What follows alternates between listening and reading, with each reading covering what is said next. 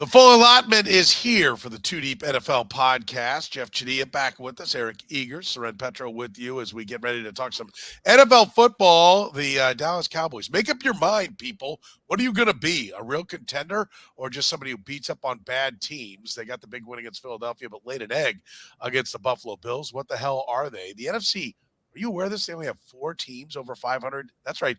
4 teams over 500. Is this conference just a, a fraud? Are the teams at the top just beating up on bad teams?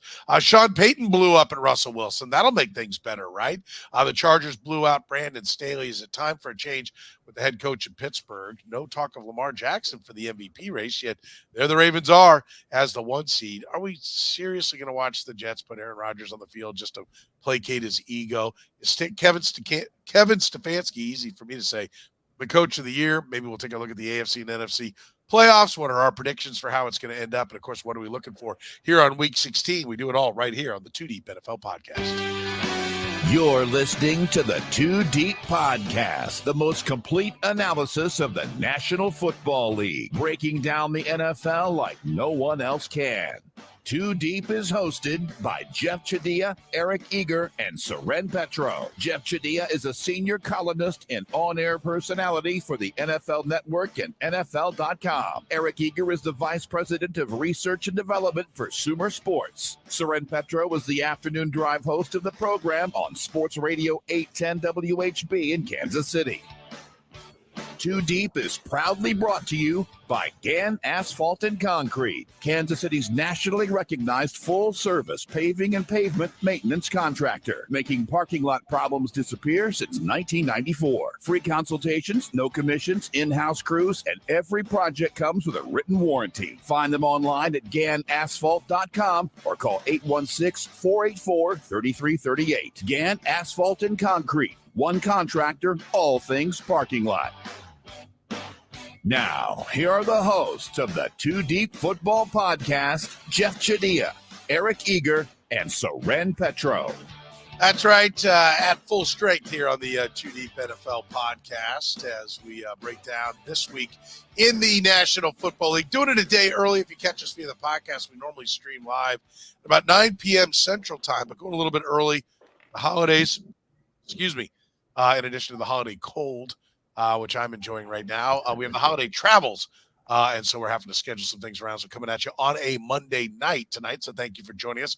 For everybody in the chat room, remember you can be a part of the conversation in the chat room with everybody else. We appreciate everyone who's joining us and look forward to your comments and thoughts here in the chat room. Let's start with the Dallas Cowboys. Guys, Jeff, they beat the Eagles, and it looks like, okay, we're back to anointing Mike McCarthy as being an outstanding coach, and Dak Prescott's an MVP candidate. And all they had to do was go in and have a good fight, right, with the Buffalo Bills. And instead, they lay an egg. What are the Dallas Cowboys?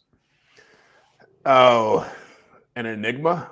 I guess that's the best way to put it. I know last week when they beat the Philadelphia Eagles and I was doing my column for NFL.com, I was asking the question, who will you trust the most to win the division? Who's winning the division right now? And Dallas was 7 out of 8. And people went nuts saying, how could you do that? And I said, well, if you watch them play, they've beaten up on a lot of really bad teams during this winning streak they've had. When it came to beating the good teams, they didn't look so good. And so they saw another good team on the road. And somebody, I think I was watching, I think it was First Things First this afternoon, and somebody put up the numbers of them and the Atlanta Falcons on the road, and it's scary how comparable the numbers are. Like Dak Prescott's numbers are so comparable to Desmond Ridder as a road team, and they're, from scoring to rushing yards allowed. Look, I think they're still a championship contender because they have the talent to be that. But like every other team in this league, they got their flaws, and the big one is run defense, and the big one is playing away from home. And how you fix that, I don't know, but they got some problems when it comes to playing away from Arlington. Are the Cowboys a legitimate Super Bowl threat in your mind, Eric? Yeah, I think that. They have these games all the time. Dak's last streak of play is probably the longest. Jeff, you think the longest he's gone without a stinker in a long time, but he has these games in him, right? I think that the issue is now that when he has the stinkers, the defense can oftentimes elevate the play and them still win a game or two like that. But No, I think quarterback play has been high end. I think coaching has been above expectation. Defense is very talented. They just ran into, frankly, a team in Buffalo that has found like a winning formula.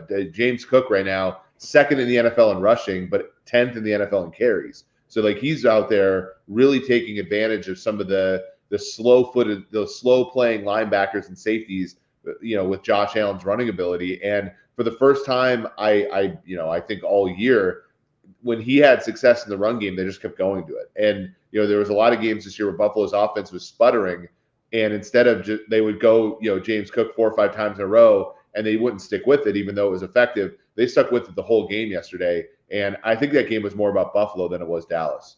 Yeah, excuse me. I think it's fair, Jeff. Not everything's not about the MVP candidacy, but how much did this hurt Dak Prescott? This is another time where he ran into that. His day wasn't the kind of. It wasn't like he went down valiantly, firing, or had the Josh Allen where he scored with a minute 20 and then watched somebody else go down and score on his defense.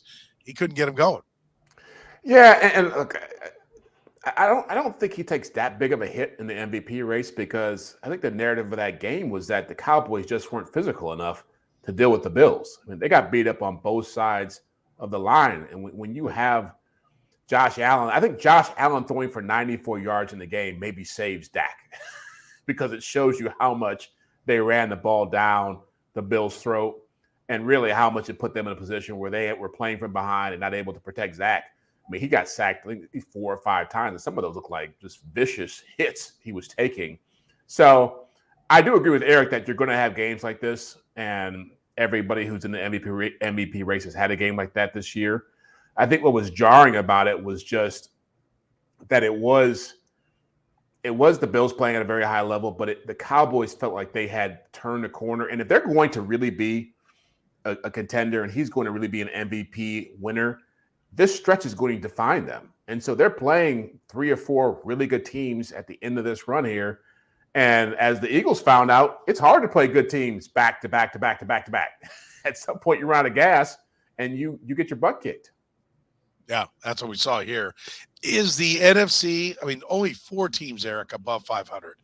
What is this a statement? Like, I know we love parity. The NFL does anyway, but Dallas and Detroit, Philadelphia and San Francisco, only 4 teams above 500. What is the statement? Carolina with 2 wins, Arizona with 3 wins, Washington with 4 wins, Chicago with 5. It's not that everybody's there in the middle. They got dogs too. Should this drag down what we think of all of the top NFC teams? Yeah, I mean, we knew this though, right? Like when you think about the quarterbacks in this conference, it's Purdy, Prescott, Hurts, Goff, Derek Carr, Jordan Love, Geno Smith. Name me a MVP caliber quarterback, right? In a normal year. Stafford's the one. Now that's the one team, the one NFC team that's punching above its weight class is the Rams. Funny, they have a real quarterback in Stafford playing really well. Baker Mayfield, Desmond Ridder, Kirk Cousins. Obviously, Cousins has gotten hurt. Justin Fields, Daniel Dimes, Sam Howell, Bryce Young, and then Josh Dobbs into Murray. Like, what the hell did we expect to happen in this conference? Like, all these quarterbacks suck.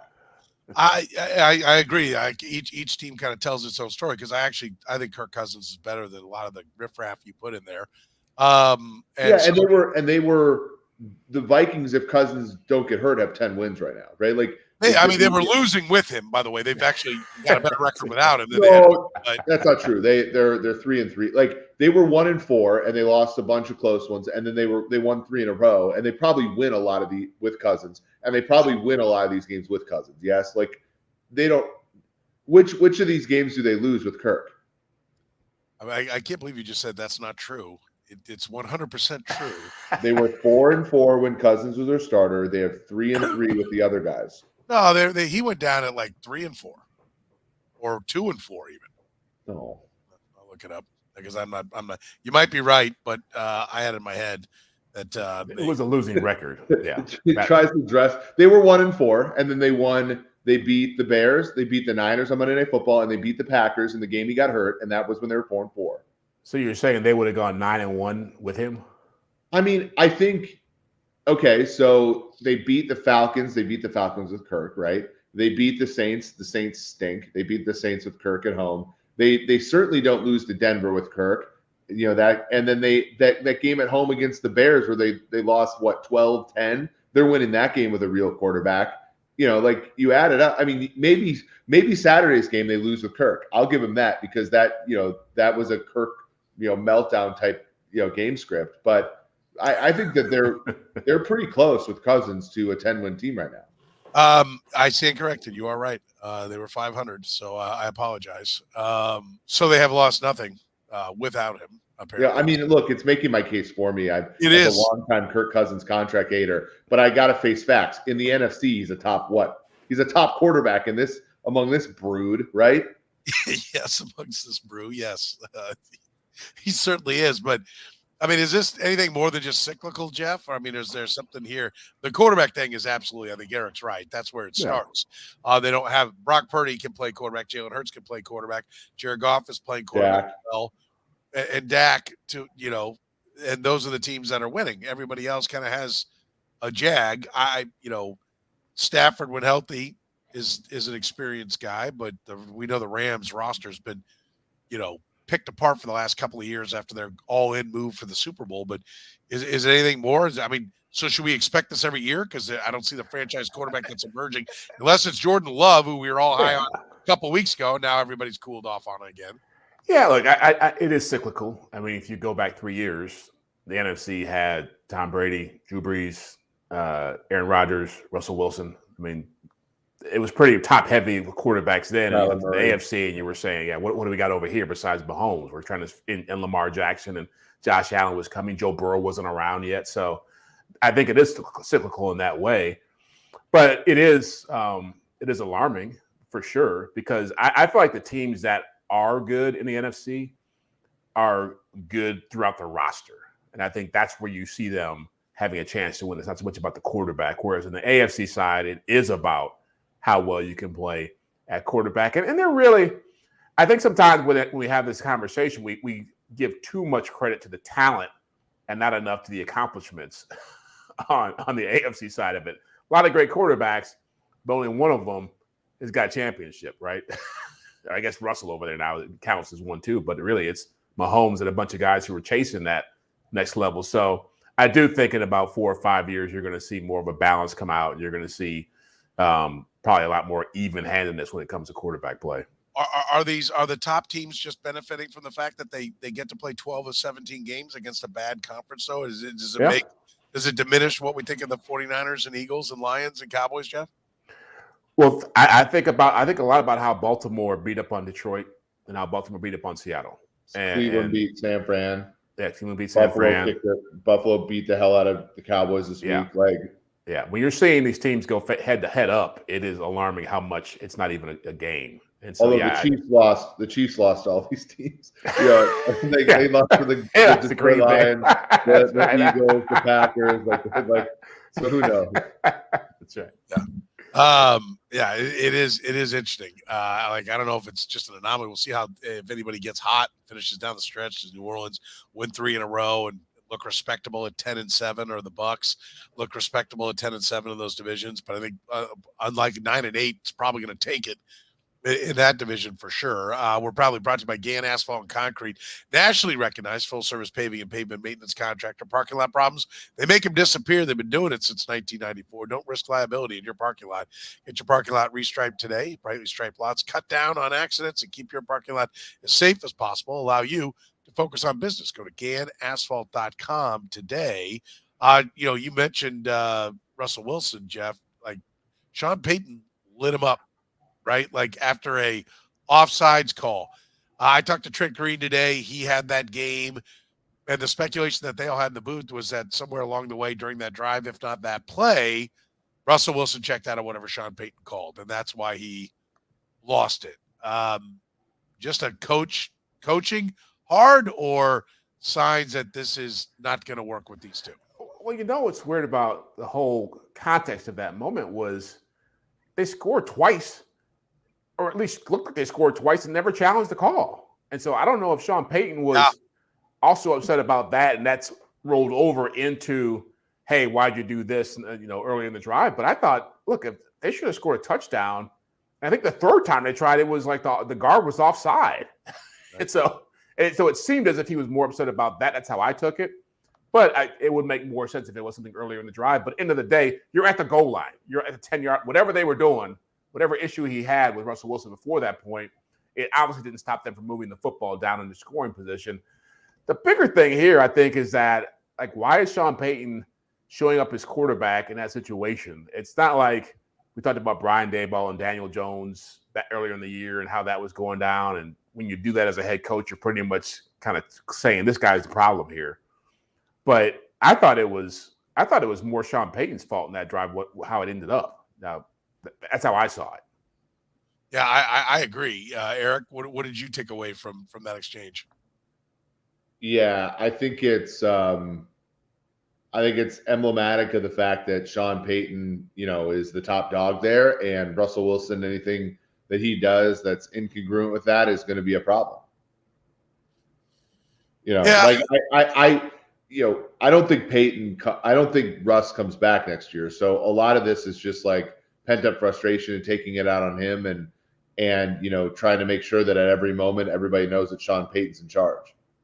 Yeah, they have a decision to make on Russell Wilson's contract, because I think another big chunk is set to guarantee, which I think they'll probably at the very least be going to him and saying, hey, let's renegotiate it. But if they were to cut him, $85 million. It's better though if they cut him. So yes, but cutting him post June 1 designation is the best move for the Broncos. The math has been done. Yeah. This feels like shades. Remember when Donovan McNabb got traded to Washington and he and Mike Shanahan didn't get along? Yeah. This feels a lot like. And I think someone told me a story. Mike Shanahan's kid Kyle almost got into it with McNabb at a bar somewhere because there was so much bad blood going on there. But yeah, big ego quarterback, big ego head coach. It can happen. Listen, the Broncos are already at $250 million against next year's cap. How are they taking on even half of that, $42 million next year? I mean, they're going to have to make room, but like, are you telling me Russ is going to negotiate like the like his 2025 salary is guaranteed fifth day of 2024 year, Soren. Right, I know, and it's a god awful situation. So it's the best of a crappy situation. Oh, we're looking at like a $250 million cap number, and they're starting at 290 plus. Well, but if they cut, and they got to find a quarterback. That's the bigger thing, right? Yeah, I mean, I mean, Sean but Payton's like, not there there to for the jerk around long haul, guys. Fourth round developmental guy. If they cut him post June 1, they take on $35.4 million dead this year. Why is it half and half? If you look at the Broncos, you just have to find that money somewhere in the banana stand somewhere. Who's their backup quarterback? I don't even Jared know. Stidham. But next year, I mean, look, like next year you can cut. Oh God, it's not. I've put hold pen on. to Let me paper. look. I mean, you could cut Garrett Bowles, get 16 of it. Justin Simmons is 14.5 of it. Sutton's 10 of it. I mean, yeah, you're starting over, but all your Pro Bowl players. Yeah, I mean, but like, let's just dump them. Yeah, but if you keep Russ, you're gonna have to do it at some point. I'm not saying they won't do it, but I just think I think working through it, you realize just what it means. It will be an absolute gutting of the Broncos roster. Yeah. I mean, it will be scorched earth, ground zero. And this would have been the year to do that, to come in and clean house when you've this Williams and May, and you've got a number of different quarterbacks that are out there. So, I think it – I mean – it probably hurts that they traded their first-round pick this last year. Too. Well, and Sean Payton, as we know, what does he usually do when he has a cap situation? He quits. That's what he did with New Orleans. He kept pushing it off, and then it got so bad that he's like, oh, no, this team's going to suck, and he left. Well, guess what? 1 year in, here you are, all caught up to where you were in New Orleans if they cut Russell Wilson. I think that'll be interesting to see. All right, tell me, Chargers blowout Brandon Staley. Jeff, everybody can see this coming, particularly after you give up a 60 burger on Thursday Night Football with your owner in the building. So I don't think that's shocking, but where do they go from here? I mean, I feel like that's it is the best job available of all the head coaching jobs that'll be out there. So they're not going to have a hard time finding suitors. Yeah, you don't think it is? You don't think it's? I think when you look at the fact that you have Justin Herbert, yeah, that's a great place to start. I think he alone makes it probably the best. But like the Spanos, you don't hear great things about working for the Spanos family. No, but I think they've also, some of this is, for some perspective, they've been living down in San Diego for obviously decades and sort of outside of that mainstream of NFL ownership. And now that they're in LA, they're recognizing that we need to be a player in this. And so when you get rid of the GM, which to me is the more intriguing part of it, firing Staley, we all knew that was coming, but to get rid of Tom Telesco, who'd been there for 11 years, they're not usually quick to do that with GMs. And that told me that they're very open to having a big time coach come in there with the power to either be a GM or to hire his own GM, like Andy's done here and Pete Carroll's done. And so I think that puts Bill Belichick in play. That puts Jim Harbaugh in play. And you look at this division, they'd have to be blind not to look out and say, well, the Chiefs got Andy Reid and the Broncos have Sean Payton. We can't go out here and just trust that the next hot assistant is going to be a great coach. That doesn't always work out. And so you got to find somebody who's got a resume that matches those guys. And so I think it's a pretty short list about who's going to end up being their coach. Yeah. Is Belichick the guy? I mean, this team, he could be. I think that the team that goes after Belichick's going to have to trade for him, though. And I don't know if you're the Chargers. Do you want to give up draft picks for Belichick? Is like a really good question, because like they don't have a ton of young talent. So I think it's a possibility, and I'm surprised. That like early on in this cycle, I would have been surprised to link Belichick there, just because of the money. They're not like they're not the most they don't spend the most money in LA there. So, but with a great quarterback and firing both guys, I think it is a chance. Yeah. Austin Eckler's not signed. When we talk about how good this job is, Austin Eckler's not signed. Mike Williams goes to $32.5 million. Keenan Allen, $35 million cap hit. Let's see. Everett not signed next year at tight end. Offensive line is pretty well signed, but $14 million on Lindsley. All of a sudden, and they're $42 million over, but they have $38.5 million on Khalil Mack, $37 million on Bosa.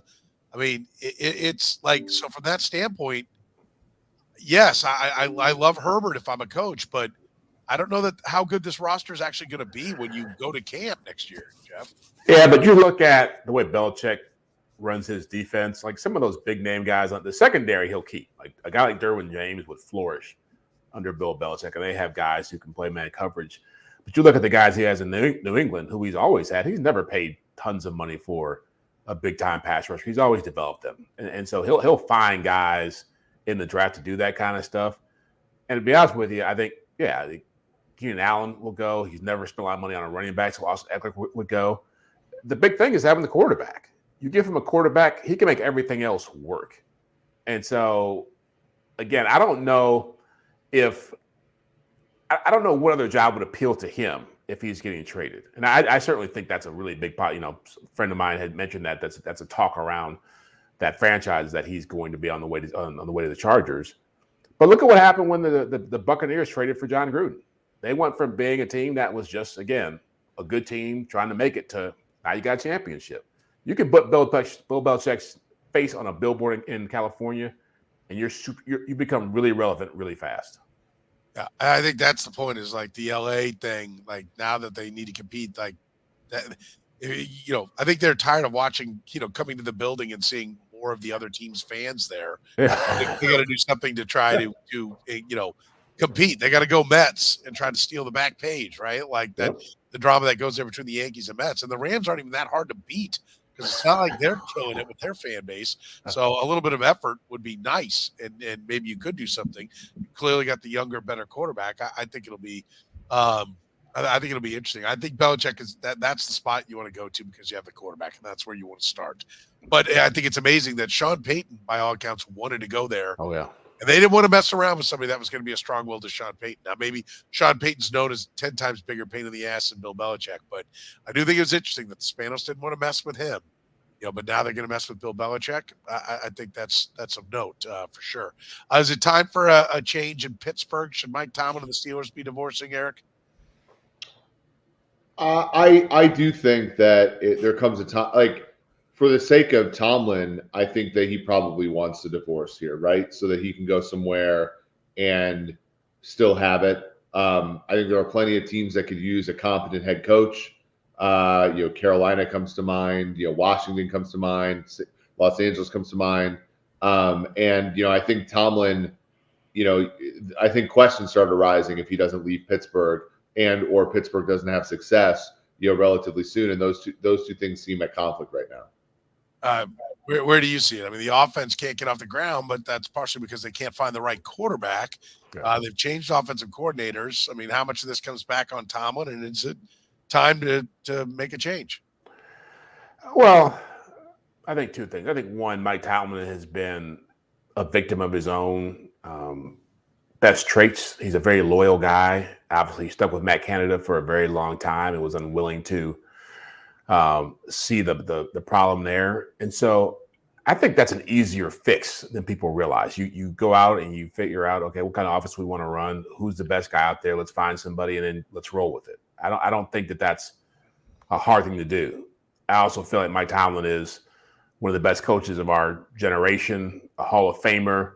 He's not the problem that this team, the fact that this team is even talked about as a playoff team at this stage is astonishing in some levels. And sometimes you miss on players. Sometimes you get duds. Sometimes the guys who have been a big part of your foundation, well, oftentimes they get older and you have to find ways to replace them. I mean, it's not uncommon for a guy who's been around an organization for 15, 16 years to have a down year. So I think he's going to be fine in the end. And I don't think there's no reason to talk about him being let go when two guys before him were there for like 50 years. I mean, I think he's going to be fine. They'll keep winning games at some point. They'll be back in the playoffs again. I do think there's a fundamental flaw there, though. I heard this, I think it was either on NFL Network or maybe it was ESPN, but so I'm going to take it as truth. It was one of you guys, and it was that the most expensive defense in football is the Pittsburgh Steelers. That's not how you win anymore. I mean, like we mentioned, Kansas City's got the best defense they've had. They have the worst record they've had with Patrick Mahomes, right? Like you have to be.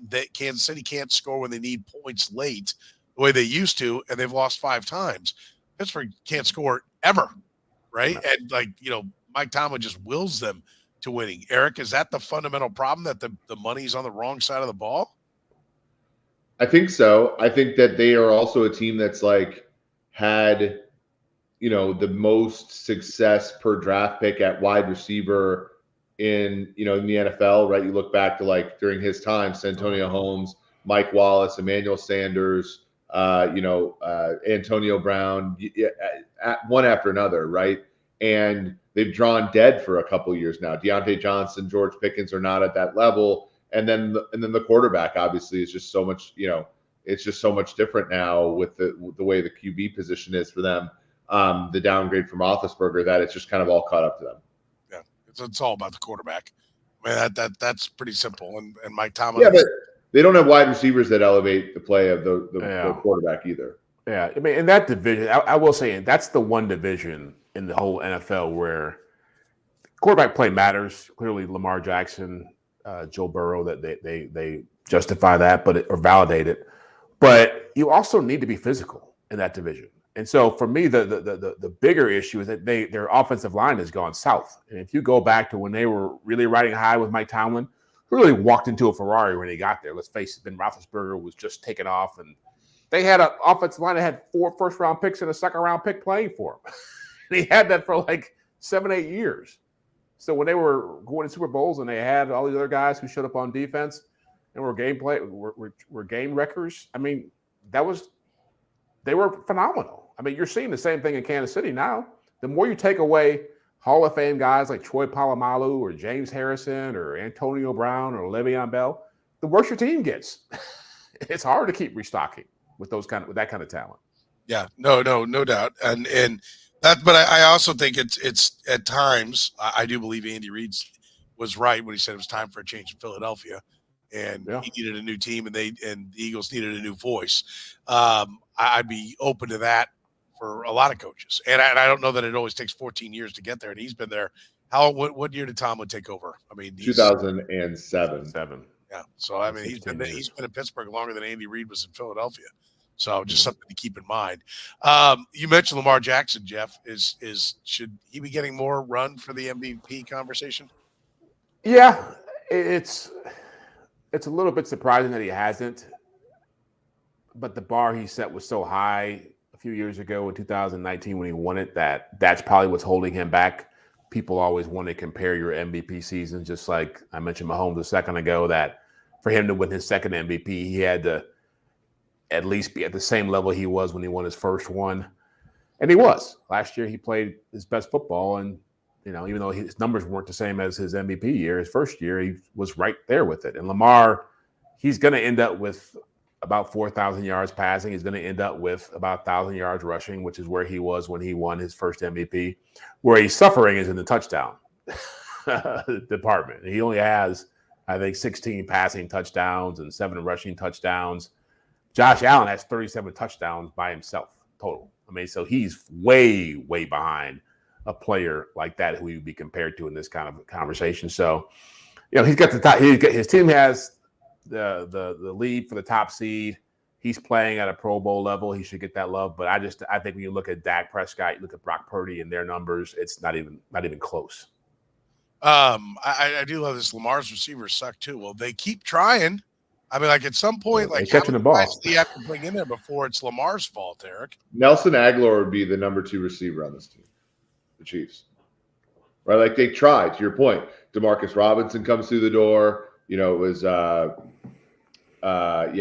they've Rashad Bateman with the draft pick, Zay Flowers with the draft pick, Odell Beckham. Like they're trying. And they drafted Charlie Kohler and Isaiah Likely to play tight end next to Mark Andrews. Like they're putting players in that position to help them succeed. Yeah. I think he's got an excellent chance to, I think, be the 1 seed. They're the favorite to be the 1 seed because I think they probably go 3-1, and I think that'll be good enough to get it or 2-1 now. That'll be good enough to get it for them. And maybe they even go 3-0. But he's got to do it in the playoffs, right? That's where it's going to come down. Yeah. He may win another MVP, but well, let me ask you this: do you think he's playing better as a quarterback? I mean, everybody talked about him as a passer. I think he's much more competent now from the pocket than he ever was, which affects his highlight plays. He is, and I think his legs are what elevate him because he then goes and extends drives by getting a new set of downs by running, and he can run in at the goal line. But I do think he is limited in what he can do. I mean, I think you need to be able to spin it for touchdowns. And look, and Patrick Mahomes is having issues with that. This isn't his best year for doing that because he doesn't have the same kind of weaponry. But I think Baltimore has put a lot. They keep putting people around him. And when it doesn't work. Like at some point, it's like Lamar doesn't see those windows, right? I mean, there's a new offensive coordinator. It can't be can't always be the offensive coordinator and always be the receivers. At some point, it's the guy. He's doing everything it takes to win, right? And they do want to play. You mentioned that physical style. In some ways, I wonder if Baltimore and the Steelers haven't dragged themselves down into this grudge match with each other, and they build teams to fight each other and not go win championships. Well, we got to play them twice. So how do we beat them? Well, we got to punch them harder in the mouth. Well, no, I don't know. I think you got to get a lot more creative on offense. You got to be more dynamic. You got to be able to get touchdowns with 1:40 on the clock. And that's not the specialty of the Baltimore Ravens. If they play from in front 3 games, if they get the 1 seed and can play from the 1 for 3 games, they'll be Super Bowl champs. Yeah. But if they have to come from behind, severe questions rise again. That's what I think about Baltimore. There's no chance. Like, there's no reason for Aaron Rodgers, right? I know this keeps coming around, but now he's throwing in practice. Eric, come on. You love you some Aaron Rodgers, but even you would admit that your boy's not going to run out there, that there's no way the Jets can let him run out there in a game. Yeah. I mean, look, they get what they deserve if they play him.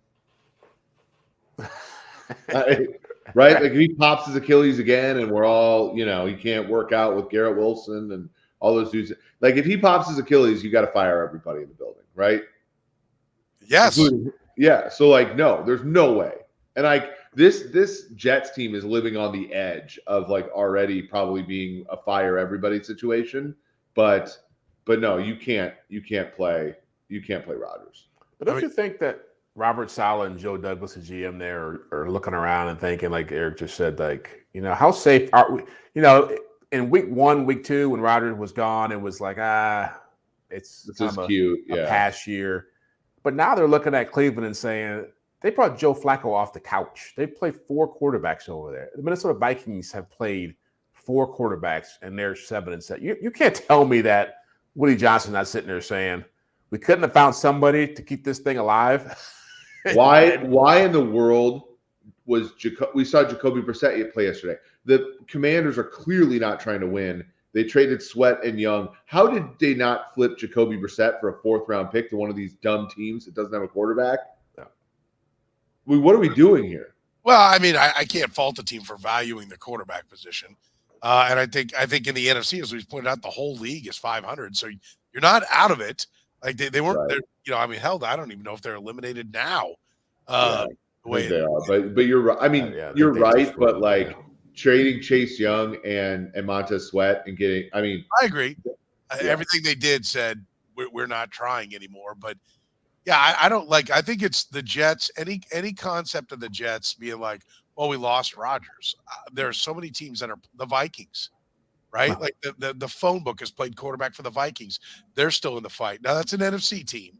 Let's keep that in mind. But the Browns. Yeah, they're an AFC team. They're in your division. And they have the same makeup as you. They have a great defense and a crappy. The Indianapolis Colts are going to make the playoffs with Gardner Minshew. Yeah. I mean, I like Petro, name 3 defensive players on the Colts. Oh my God. They still have the 6'6" DeForest Buckner. Buckner. Yeah. Kenny Moore. Somebody named Juju Brents. Yeah. I like Zaire Franklin. Like it's not like that. Now that's been the easiest schedule, like one of the easiest schedules of all time. But like the Falcons have the easiest schedule in the league, and they're 6-8, right? So hats off to Steichen for sure. Well, I mean, I think that's like we're seeing that if you make good decisions with the rest of the roster, and if you can, manage a game, manage a team, like you can get into the mix, right? Like 9-8, 10-7, you could be legit. And the Jets, I mean, I'm going to tell you, I'll say it again. I'm watching Robert Saleh. I didn't hear a head coach standing up in front of those guys when I watched Hard Knocks. It was hollow to me. It was a guy in person. And listen, many guys are like that. Yeah. They're guys that are impersonating what they think a head coach sounds like. Yeah. And is Mike McDaniel that way for you? No, he's so weird. I can't tell. I mean, watching it with the Dolphins one. Yeah. I watched the first 2 and I haven't seen. I got to pick back up. I got a couple episodes. Maybe I'll watch that tonight. But it's a great point. That is a great point because and I would think the first few days of camp, you're like, what is this? But man, that guy can coordinate an offense. I mean, holy cow. The scheming, and I come back to, Brian Waters' comments to me years ago that if a coach will put you in position to succeed, whether that's making you better by showing you techniques or tips on film to beat your opponent or scheme you into positions to be successful, you'll run through a wall for him. And I think that's where they are. It's like, I think he becomes endearing because he is brilliant when it comes to the football side of things. And I do, that's a great point. That's the ultimate counter to Salah didn't sound the part because it's like that movie, The Italian Job, where they got the nerdy guy who's working the computer stuff. Everybody else has got like a this cool driver or all the cool, and he's just like back in there doing this stuff on the computer. It's like that's why Mike McDaniel like, hey guys, what we got? Yeah, look at this. We're gonna do this. I'm gonna show reverse, and then we're gonna throw, and he's awesome though, man. He's fun to watch. Yeah. I've had somebody tell me that there's a lack of discipline. That while they're winning, it's fine, but let's see him go through some tough times. Right? I think I even mentioned that to you, Jeff. I don't know if I said it on this podcast, but I think you and I were chatting, and that's what I was told by somebody who's been around the team, and they're like, I mean, it's going. When it's going, it's all good. But let's see him hit some tough times and what they do.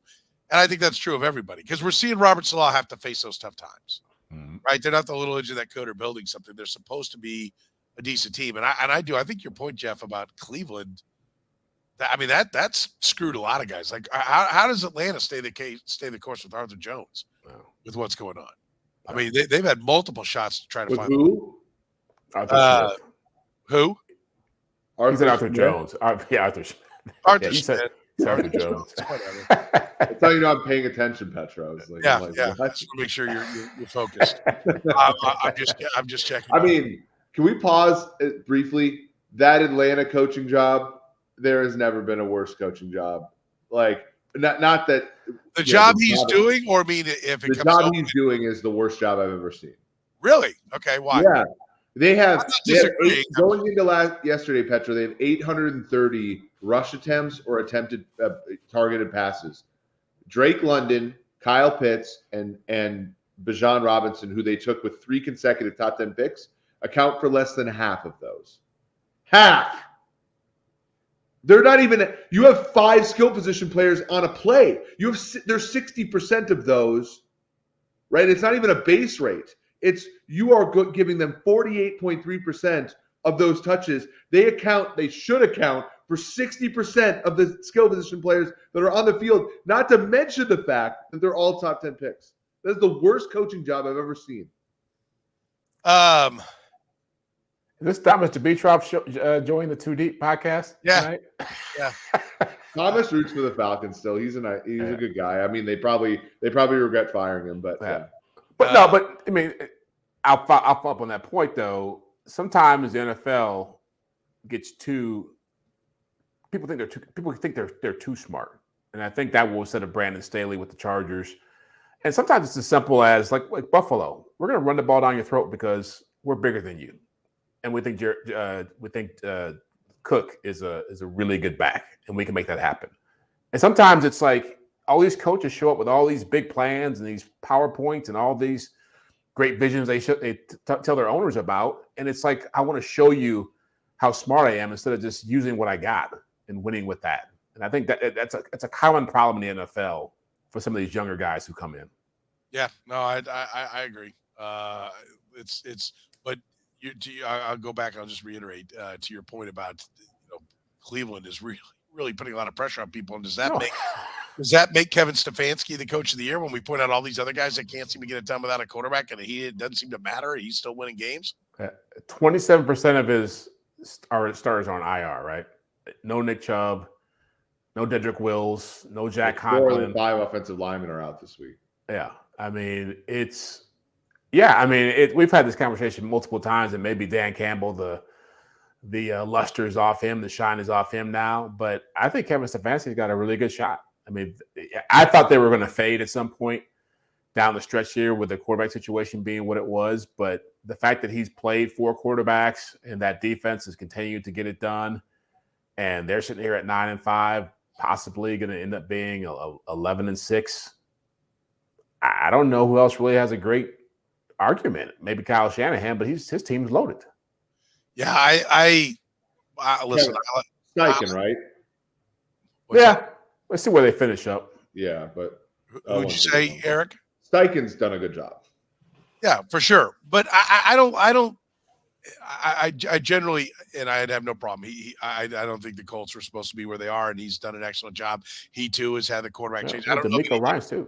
I don't know that and Jonathan Taylor's been hurt with the Colts as well. I don't know that the change in quarterback didn't improve the spot either, though. And Anthony Richardson, who played like 7 games out of high school, early on, I don't know that didn't just, actually give him the better chance to win. But yeah, he has done a fine job. But I really do think Stefanski, because I'm generally the one who wins the championship. That's your best coach. So give me one of the guys who has the 1 seed, for the coach of the year. But Stefanski's, you can't argue. I mean, no. That's amazing stuff. I mean, that's amazing stuff. They beat Baltimore and San Francisco, right? Yes. Yeah. I mean, yes, it's very impressive. Like again, it's a year that I wouldn't mind if somebody like him won it.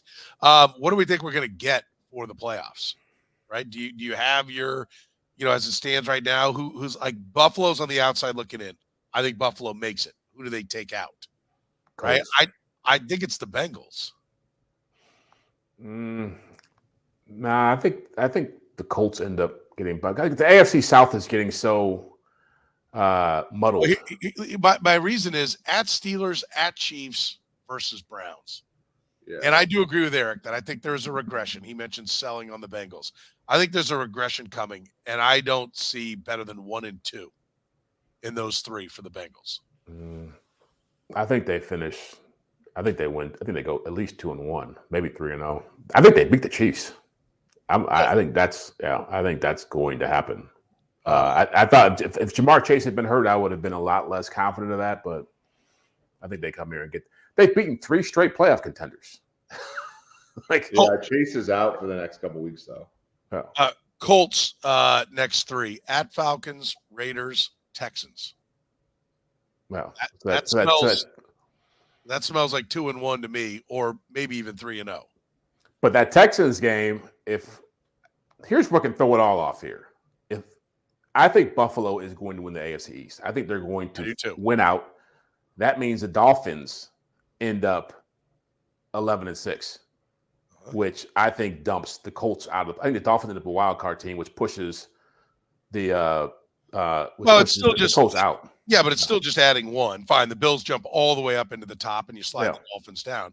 But I think I think it's the Bengals that are out. I think the Browns, Colts, and Dolphins will be your wild cards, with the Ravens, Chiefs, Bills, and I don't know who wins the AFC South. Well, that's the other thing. That's what I'm saying. I think you're overestimating the AFC South getting 2 teams in with that logic. I think they get 1 team in because Jacksonville could be out the way they're going. Yeah, the concussion protocol doesn't help for where the Jaguars are. By the way, their last 3 at the Bucks, home for the Panthers, at the Titans. Titans just lost to Case Keenum, by the way. Yeah. I mean, the Titans are an absolute enigma. Like, they're a well-coached team. Love them when I'm getting 14.5. That was great against the Dolphins. But yeah, I don't think it's that. I think that's pretty manageable. I think the Broncos are dead. Do we agree on that? Yeah. It's either the Bengals, an AFC South team, or who would be the last one? Steelers, if you want to know what they've got. 7 Bengals at Seahawks at Ravens. Yeah. So what you're saying here? So if they all finish 10-7, who's got the advantage? Is the question. Well, I'd have to go look at it. If they all finish 10-7, I mean, the division winners would advance. Obviously, we've got Buffalo being better than that. I don't think they're all going to.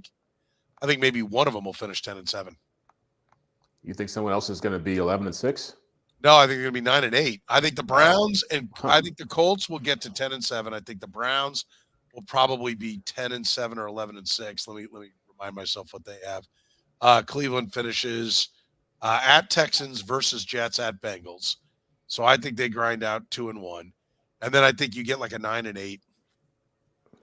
If the Colts get to, and I think the Colts have the best chance to get to 10-7. I think the Bengals go 1-2 and finish 9-8. So you got them falling apart. You got them falling apart after they've won 3 straight games. The Broncos won 5. Are you putting money on them? Well, who are they playing again? The Broncos? No, the Bengals. The Bengals next 3. The Bengals have to finish. They go at Pittsburgh, at Kansas City, home versus Cleveland. So you're talking about Pittsburgh with Mason Rudolph playing quarterback, so that's a win. Pittsburgh's not going anywhere. Yeah. No, I think Pittsburgh can drag you into the mud. Yeah. So then the question is Cleveland playing for anything at the end from where they stand? Or are they just going to pack it in? Which, given their injury history, I could see them resting a lot of players in that game. Eric, who you got? Yeah. Our numbers, let me look at our numbers at sumersports.com/league-table.